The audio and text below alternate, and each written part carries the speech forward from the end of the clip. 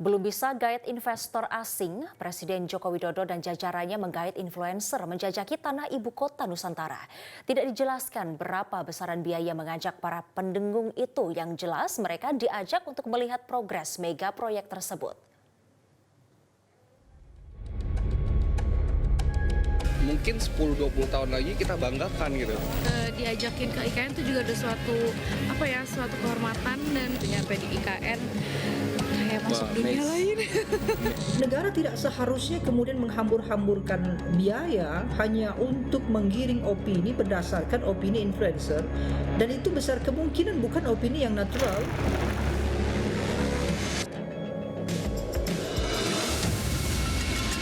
Santap malam Presiden Joko Widodo di hari Ahad 28 Juli kemarin jauh dari riuh suasana kota.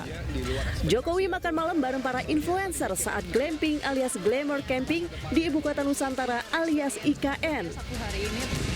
Sebelumnya Jokowi menjajal jalanan IKN dengan motoran bersama para artis di Jalan Tol Penajam Pasar Utara. Namun sehari setelahnya Jokowi merasa tidak nyenyak tidur. Mungkinkah karena investor tidak kunjung datang? Tadi malam saya tidur di sini. Bagaimana tuh? Nyenyak apa, Pak? Gimana? Tidurnya nyenyak nyaman, Pak? Enggak nyenyak. Saya ngomong apa adanya. Kenapa tuh Pak nyenyak? Alasannya apa? Alasannya apa? Gitu, Pak. Ya mungkin pertama kali aja mungkin. Masih belum. Meski begitu, para influencer mengunggah cerita berbalut promosi berupa video dengan editing yang apik hingga menuai beragam respons. Di antara seleb yang diajak adalah Raffi Ahmad dan Nagita Slavina hingga Atta Halilintar dan Aurel Hermansyah.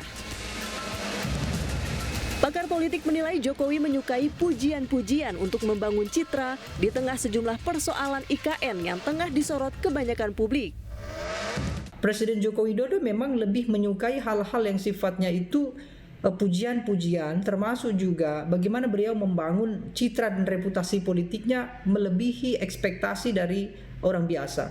Dalam artian ketika IKN ini kemudian didengungkan oleh orang-orang yang secara normatif begitu ya, berkomentar tentang peluang-peluang yang minim, kemudian investasi yang juga belum begitu banyak, bahkan sudah mengambil dana negara yang cukup besar, sehingga Presiden memerlukan pembalikan realitas itu. Salah satunya adalah dengan menggunakan influencer. Kenapa? Karena influencer tentu tidak bekerja secara sukarela, apalagi digiring dan dibawa langsung oleh Presiden.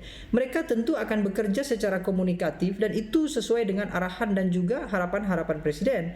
Ya, salah satunya saya kira adalah untuk memantik citra dan reputasi Presiden, utamanya dalam program IKN ini menjadi program yang dianggap bagus, kemudian sesuatu hal yang memang perlu untuk dilanjutkan dan juga untuk membangun optimisme.